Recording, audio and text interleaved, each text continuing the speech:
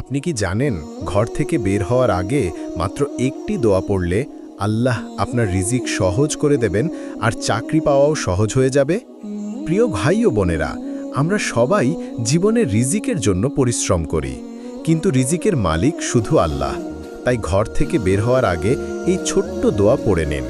ইনশাআল্লাহ আপনার কাজ, ব্যবসা বা চাকরির দরজা খুলে যাবে।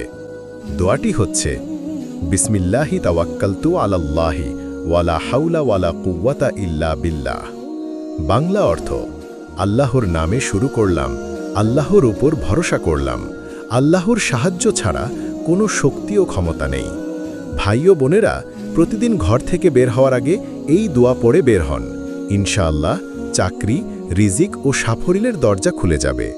ভিডিওটি লাইক করুন, চ্যানেলটি সাবস্ক্রাইব করুন এবং অন্যদের সাথে শেয়ার করুন, যাতে আরেকজনও উপকৃত হয়।